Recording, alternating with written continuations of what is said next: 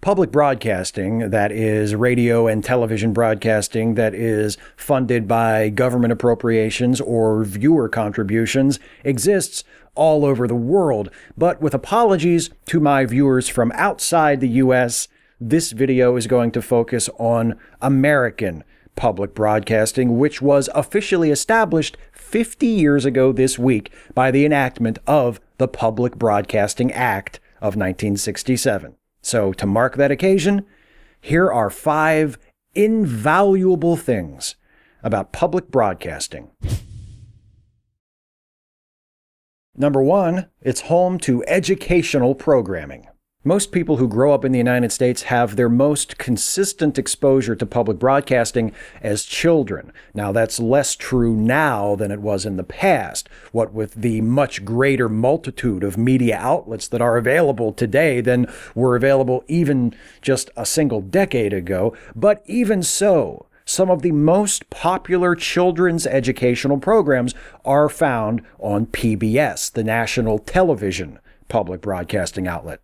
Shows like Caillou, Arthur, Bob the Builder, and classic favorites that multiple generations have now grown up with, like Sesame Street and Mr. Rogers' Neighborhood, which still airs in reruns on many PBS stations. These are shows that introduce children to important concepts from math and science and language, teach them about history, and demonstrate the importance of cooperation and honesty and tolerance.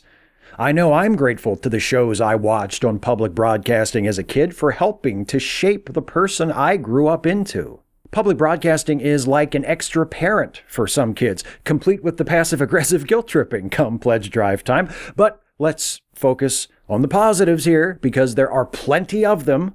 Like, number 2, it provides a platform for the arts. Other than the ideal of going to the theater in person, the best way to take in live performance art is through public broadcasting. Public radio stations regularly feature classical music and jazz as staples of their programming, especially during late nights and weekends. Public television is the only significant broadcast outlet for live opera and televised Broadway productions.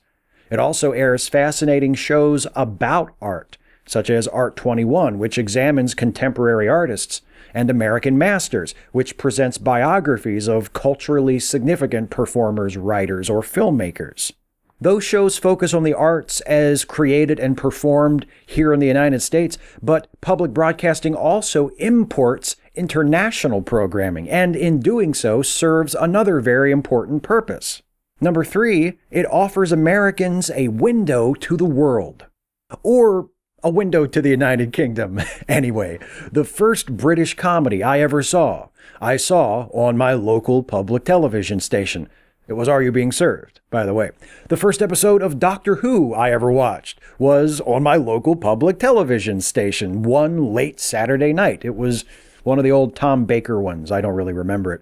And this importation of the best of British television continues today. Shows like Sherlock, Downton Abbey, and The Great British Bake Off became phenomenal hits on this side of the Atlantic, thanks to being picked up by public broadcasting stations.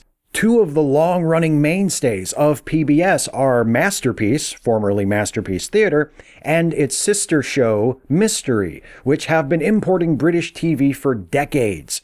In the 80s and 90s, they enabled Americans to fall in love with Jeremy Brett's Sherlock Holmes, David Suchet's Hercule Poirot, and Helen Mirren's Jane Tennyson. And it's not just international TV that public broadcasting allows Americans to glimpse, it's the world itself through travel documentary series like Rick Steves' Europe. I mean, come on, where else could Rick Steves have a long-running TV show? No disrespect. Number 4, it presents objective news coverage and investigative journalism.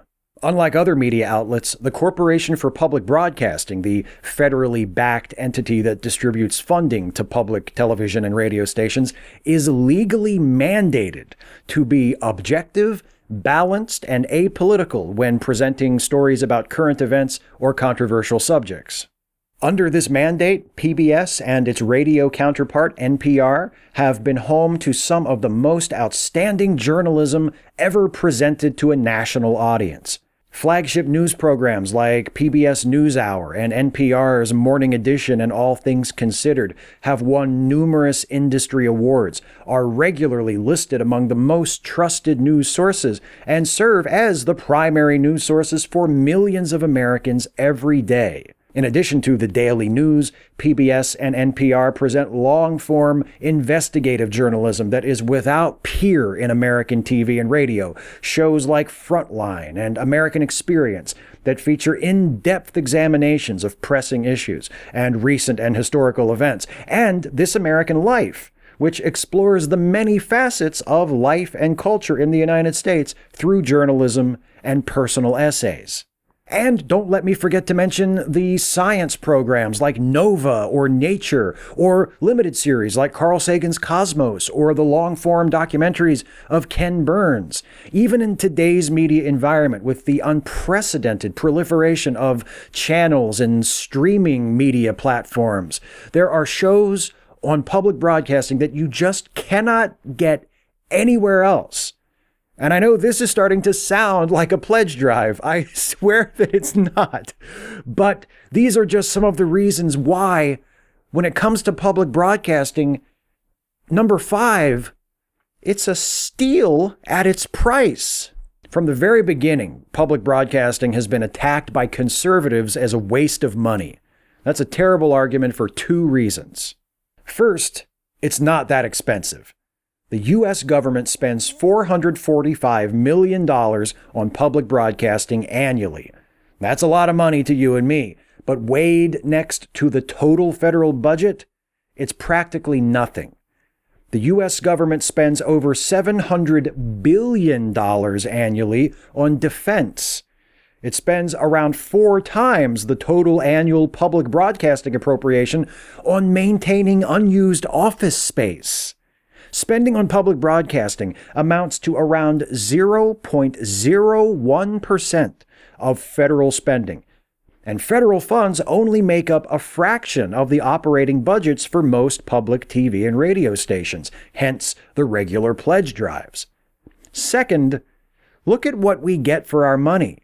All the shows I've talked about already, plus shows I haven't even had a chance to mention, like This Old House and The New Yankee Workshop, or cooking shows like America's Test Kitchen, and classics like Julia Child and Justin Wilson and Yan Can Cook, public radio staples like A Prairie Home Companion, Car Talk. Oh, and what about Reading Rainbow? Or Bob Ross's Joy of Painting? Or Charlie Rose? Or The Antiques Roadshow? I mean, why would you want to get rid of those shows just to shave 0.1% off the federal budget? More to the point, why would you vote for anyone who sees so little value in public broadcasting that they're willing to kill the whole thing just to save that 0.1%? For over 50 years now, public broadcasting has been giving us far more than it costs us. That's not a burden. That's a bargain. The hardest part is picking only 5. Catch you next time. Hey folks, time for my own personal pledge drive.